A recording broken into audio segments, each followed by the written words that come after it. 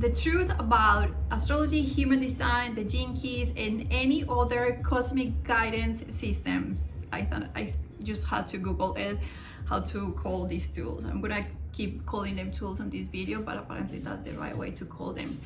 And the truth is, I think a lot of people these days, there's a lot of amazing people teaching, sharing their knowledge about these tools. I'm going to include myself in this group of people, but I don't think we are creating enough awareness around the fact that we all are sharing our interpretations about it. We are also reading from other people, from books, from many different resources, and we are creating our interpretation. So I think it's important for you, if you're new to these tools, that you know that you're gonna be learning, hopefully not from one only person, and you're learning their interpretation.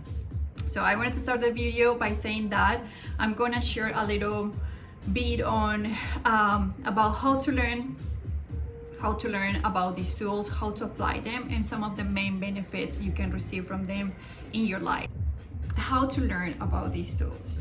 I feel like most people already might know what's the best way for you to learn information. Some people like reading, some people like watching videos, some people like listening. Find your own way, and then select a time where you are not, your mind is not too busy. When you feel like your mind is kind of quiet and you feel grounded, you can do a little meditation before, you can light a candle, go on a walk, whatever works for you. But I think it's important that we have the intention of being very present in the moment we are going to be learning about these tools, and give yourself some time. I feel like it's a very the more organic, the more natural the process is, I think the more information you will learn. So after listening, one day, just kind of give yourself, you decide, how much time. I feel like some people like learning a lot every single day. I feel like for me it's important to learn a good portion of information and give myself some time so my brain and my whole being can fully integrate the information. But I know we all are different, so find your own way to feel like you can fully integrate what you learned. And I would say with these tools, one thing is in understanding the information, and another thing is feeling like it's presenting in your life, that you can actually relate to what they're saying, that you can actually see in the way you interact with people or in the way you behave, that it's really true, right? And repeat the same process as many times as you want. I feel like when I first learned about about human design, I remember listening to the same podcast many times, because to be honest, at first I didn't understand everything that they were talking about. And then because I was very curious and very excited to learn more about it, I had a session with I had a reading for my chart, and after that everything started becoming more clear and easier for me to understand. So also, let your intuition tell you if you, and this can be a part of the step of finding your way of learning. If you feel like you learn better from in-person interaction, get a session, I feel like, and play with that. If you have if you can have a few sessions with different people, I would recommend that would be ideal. I'm gonna be talking about in the other section of the video how to select the people you learn from, because I think that's very important too. But yeah, I feel like getting a session with a human design coach or something like that, or astrologist, can be also a great way to learn. Okay, and well, I guess now I can talk about how to select the people we want to learn from. I think it's a very important piece, because especially these days that there's, again, like a lot of us talking, sharing our knowledge about this information, sharing our interpretations about this information. I feel like only learning from one person you won't get the most of it. You know, it's good to have different perspectives. The magic when you have different perspectives, and I think maybe I said this already, is that you start finding common things, you know, in the way people are presenting, are sharing the information. And then I feel like when that happens is when that is really reflecting back what you already know about these teachings, you know. I hope that makes sense, you know. Let's say in human design I'm 6'2" profile, right? And if I learn from one same person, I'm gonna be having only her interpretation. But if I go to, you know, YouTube or Instagram, I'm gonna, let's say that the 6'2", we are role models, right? I'm gonna try to find one positive thing and one not very positive thing. We are role models, and the 2, which is the 6'2", it's the subconscious line. So they describe the 2 as the hermit, right? So in the genius side of the profile. So meaning that we have this part of our personalities that it's one of those funny things. I think I found a good example. It's one of those funny things because I never saw myself as being an introvert, and since I started learning about human design, you know, I'm a Pisces too in astrology, so I guess yes, most Pisces can be a little shy, but it was only until I learned human design and they were describing the two part of my profile that I was like, it took me a little bit. So listening, you know, different few people, the way they interpret the 6'2" profile, I was like, okay, I see it. So they said, yes, that we need a space alone, we need a lot of alone time, because that's how we come into our genius, right? That's how our brains organize information, and we just know how to do things different than other people. That I think the one profile, it's a profile that people that the way they learned and they master things, it's by reading and actually studying. We just by having a long time we learn things, which is kind of interesting, but that makes us, for the world, you know, introverts, right? And I'm starting to get a little distracted on this story, but no, I think the example still works. Like, I'm gonna name a few people here. Jenny Soy was the first person I learned human design from, and I had a reading with a coach, and then I follow an amazing human on YouTube and a couple of other accounts on Instagram. When I first hear about my profile from Jenny Soy, I don't think I fully understood. I understood my introverted part, like my hermit part of my profile. I think from Jenny Soy, I understood that I had the genius, I had this genius part of my personality, but I didn't understand how to tap into that side of my personality. I think it was only until I started watching the videos from this person on YouTube that I was like, that's why sometimes my social skills just, you know, after spending a couple of days around people, I'm like, I need my quiet time so I can process and integrate all the things. You know, I think I was sharing earlier on the video that that's the way I learned. So anyway, I hope that was a good example for you. So finding a few people, few different sources where you can learn from, trusted sources. Again, I think for any kind of information we're exposed to, any kind of things we're learning about, make sure that you know a little bit about the person. I, especially on Instagram and YouTube, on social media, what I like to do is to follow these people for, you know, enough just to see if there's consistency in their content. And how do you find consistency? I feel like I'm gonna give you a silly example, but if they one day they're talking about how bad alcohol is, and you know how it can kill you, and the horrible things it can do to your skin, to your body, to all these things, and 2 weeks after they're, you know, in their stories like, ha ha ha, I'm here 10 cocktails with my girlfriends. You know, consistency.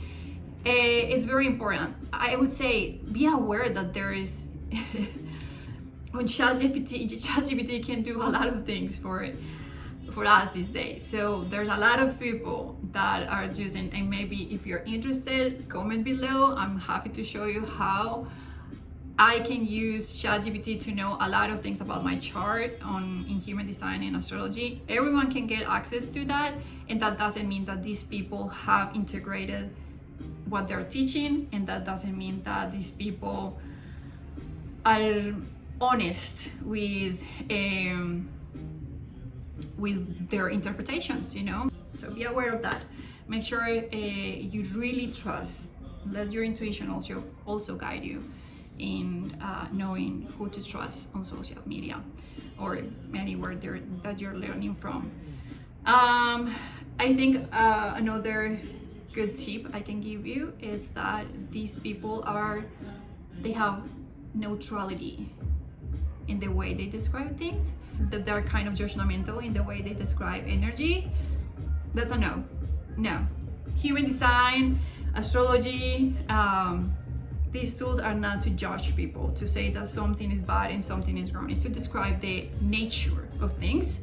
So that's another, I think, yeah, that's important. That's super key, that you make sure that, because in the moment they are describing something as negative, they're giving you a problem, not a solution. And the idea of using these tools is to solve things, to improve things, to make your life better, your relationships, yourself, with everyone better, not to make you angry or resentful, right?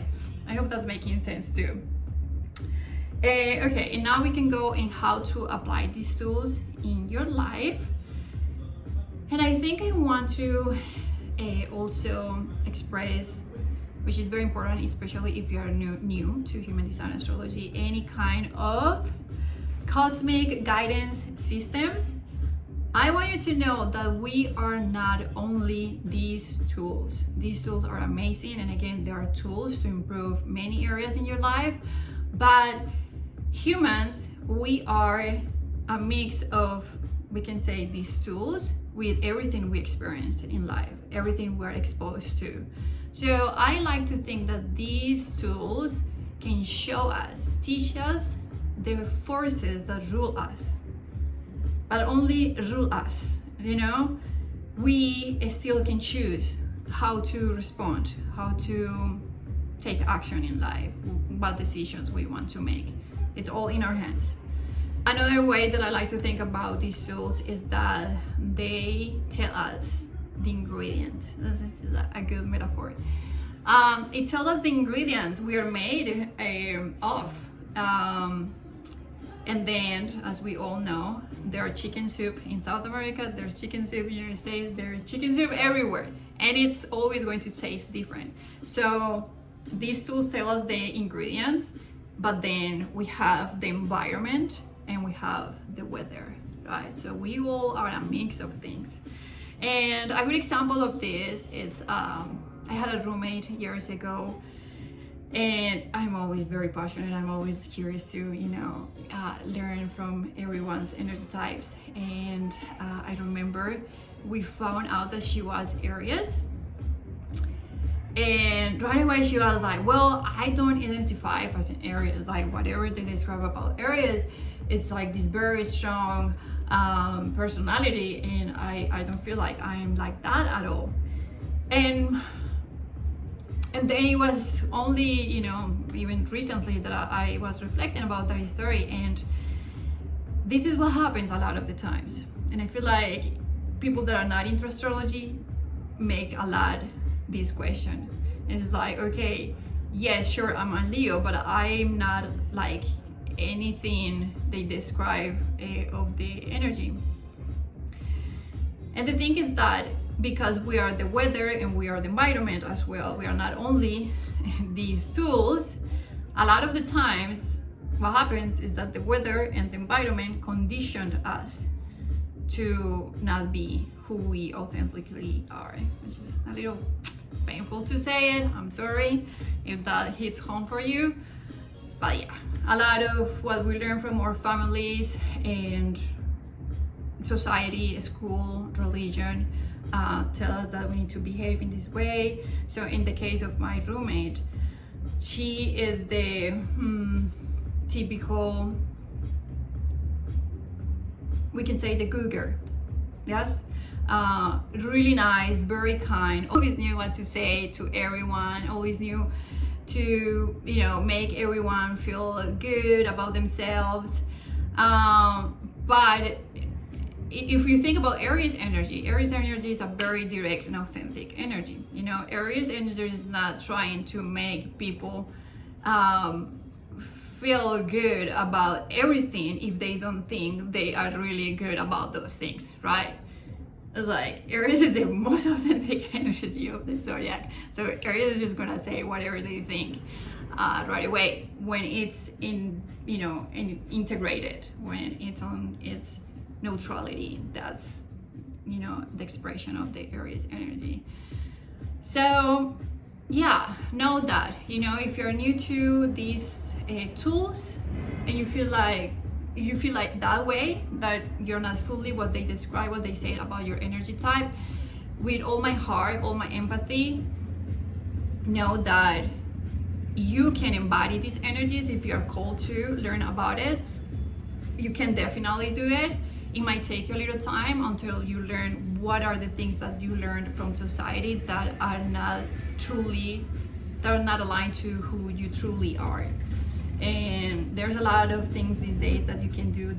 I'm gonna mention a few ones. You can do a lot of inner child work, shadow work, but a lot of things that you can do to be able to access to your authenticity, to your authentic energy. And now I want to talk a little bit about the main benefits. I know there's a lot of benefits you can get from using these tools, but my favorite ones, I would say, it gives you a lot of compassion. I don't think you should use these tools to know where you're gonna get married, what job you're gonna get next month, to predict things. No, please don't do that to yourself. That's not the magic of using these tools. These tools allow you, guide you, teach you how to learn about yourself, how to learn about others, which gives you a lot of compassion to who you are and who others are. In relationships, I feel like some people use it, and I have been in that place too, like trying to use astrology or human design to analyze people, and that doesn't take you anywhere. I feel like in dating, I shared on my other videos that I was using it to know if the person was going to be a good match for me, and that only lead you to frustration, because again, these tools are the ingredients. So whatever I learned about the energy types were the ingredients, but I didn't know the weather and I didn't know the environment they grew up in, right? So I didn't have the whole picture. So in dating, you need to know the person. You need to spend enough time with the person to know how all his human design, astrology, and whatever you are learning about applies for this person. You won't know in 2 months or 3 months. It takes a while. Like even with my own family that I know them forever, I still learn everyday things from their energy types. And again, it's just so big. I rather to talk about positive things, but honestly, when it has helped me the most is when there are conflict. When we're having conflicts with people, it gives you a lot of understanding for the way they might be acting, for what could be their needs. So it gives you compassion. Gives you compassion for the situation and for them. Okay, so that's one main benefit. And the second benefit, I think it's a very exciting one, is that you can use these tools to find your purpose in life. Since I was very little, my mom used to tell us, oh yes, I get your chart every year or things like that. My mom always knew what I was supposed to be. I was supposed to be a creative and all these things.